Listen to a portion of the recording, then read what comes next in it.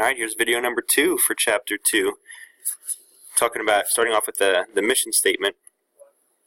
And the main question that it answers is, what business are we in? Why are we in business? What's the purpose of our business?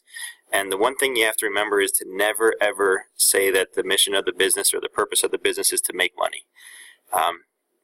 Everybody knows that companies need to make profit and they need to make money to stay in existence, but you don't want that to be the purpose. The purpose should be around serving the customers, meeting their needs and wants, all of that, okay? Not around the profit aspect. All right, next, talking about a situation analysis or a SWOT analysis. This is definitely something you want to be aware of as well. Know that the S and the W, the strengths and the weaknesses, are internal. The opportunities or threats are external or environmental. All right, the strengths are what the company does well. Weaknesses, what they can improve upon. Opportunities are things externally, usually in the market or the industry, that gives them a chance to potentially make some money. And threats are things externally as well that could be damaging or hurtful to your company and its profits. Okay, internally, strengths and weaknesses. You can see what it focuses on there. Organizational resources usually are the things that have the biggest impact on the strengths and the weaknesses. And the listing of 6 different organizational resources there are a good starting point. All right, opportunities and threats. Remember, these are external or environmental forces. These are things that you really cannot control, but will still have an impact on your company. Again, there are 6 bullet points there that you need to be aware of. With these also, you have to consider forecasting, looking into the future, how it may affect the future of the organization, and if you can kind of predict maybe some economic or political changes that could be happening, it could be beneficial to look ahead as well. All right, competitive advantage. Competitive advantage is just unique features that a company has, that its products has, goods and services, that are perceived by the target market as significant, superior, or better than that of the competition. Right. Firm's competitive advantage is one of the main reasons that cause customers to decide to shop at that store or buy that particular company's products compared to that of the competition. Cost competitive advantage. Having a cost competitive advantage just simply means that you are the low-cost competitor in the industry. All right. This refers to the fact that your prices that you are selling your products for are low, but you still have to maintain satisfactory profit margins.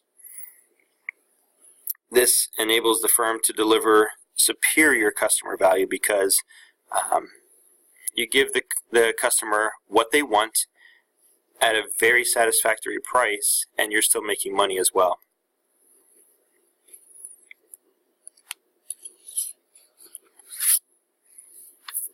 Ways that you can reduce your costs, the cost of going into the product itself. Experience curves. Cost decline is experienced where the product increases and encompasses marketing, manufacturing, administrative costs, numerous things like that. Efficient labor. Labor costs in low-skill industries can be reduced by going offshore or outsourcing, going where the cost, the hourly wages are considerably less. No frills products, pretty much taking the bells and whistles off, just keeping it bare bones. Government subsidies. Governments may provide grants, interest-free loans, depending upon what industry you're in, to try to help stimulate the competition. Product design, cutting-edge design, and reverse engineering can offset costs as well. Re-engineering is if we if you think of it in regards to like pruning, cutting back, eliminating some of the things that are not working from product lines, any old or outdated factories that you can close, things like that to try to save you money. That's what we're talking about with re-engineering. Product innovations, new technology, simplified production techniques, those can reduce costs as well. And new service delivery methods. Just if you can save money based upon how you can get your product, your good or service to a customer and reduce costs, that would be ideal. Product service differentiation is a competitive advantage where you are providing something that is unique, that is valuable to the customer or the buyer, more so than just having a lower price than the competition. This tends to lead to a much longer lasting competitive advantage as compared to cost competitive advantage. All right. So this strategy is much more attractive to marketing managers than just having a lowest cost. All right, so you want to try to give them more than just the cost benefit. You want to give them a little bit more.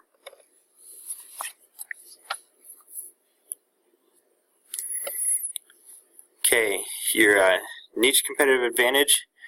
This is where you are attempting to target a small segment or section of the market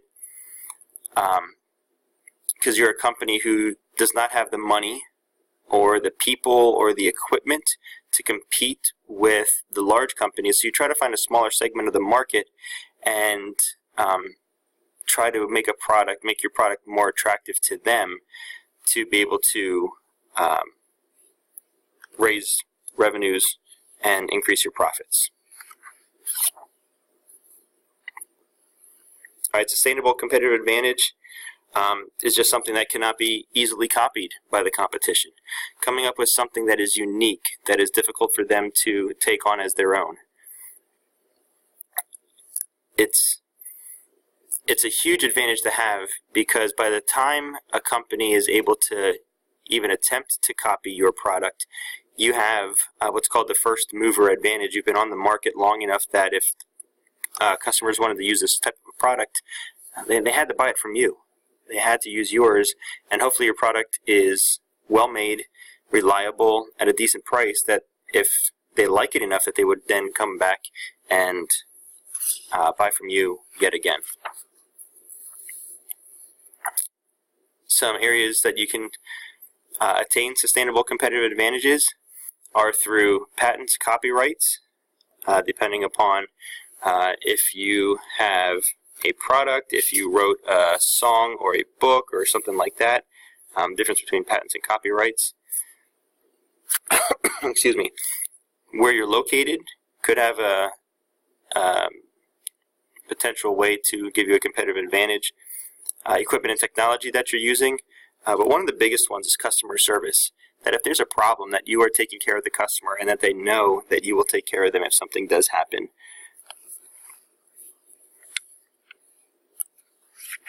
All right, moving on. Setting marketing plan objectives and setting the criteria for your marketing plan objectives.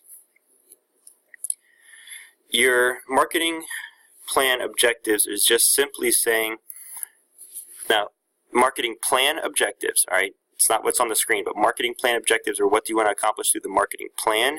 Marketing objectives, which is what is on the screen, is what do you want to accomplish through your marketing activities. Right? And with both of them, make sure that they are realistic, measurable, time-specific, and compared to a benchmark. Right? A good example is listed there on this screen in the bluish-purple text box. Okay, criteria. You can see on the screen here, communicating the marketing management philosophy, has to provide management direction, motivate the employees. That's a big one. If you can get the employees motivated, they can work harder, more diligently, more efficiently, and more effectively. Force executives to clarify their thinking and form a basis for control. 5 good criteria for your creating good marketing objectives.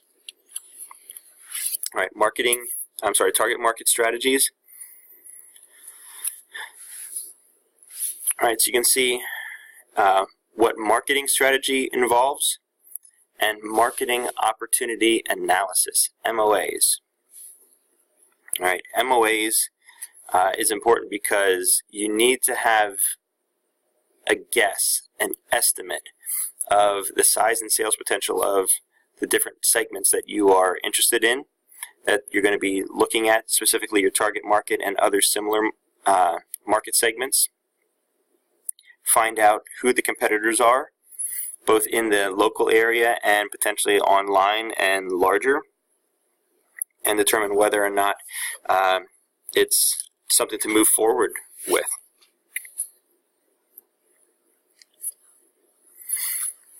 All right, coming up with your target market, you're going to segment or break the market down into different groups based upon similar characteristics. They need to be broken down, whether it be demographically, geographically, based upon buying characteristics, maybe interests, hobbies, likes, dislikes, things like that.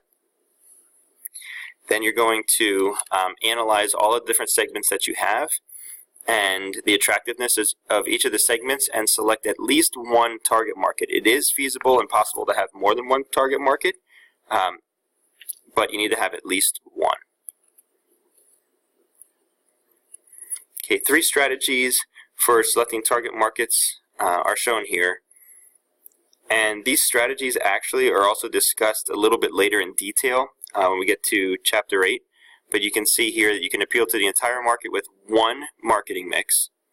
You can concentrate only on one small segment of the market, or appeal to multiple markets or segments with multiple marketing mixes. All right, and this is where we're going to end so we can talk about the marketing mix on the next video.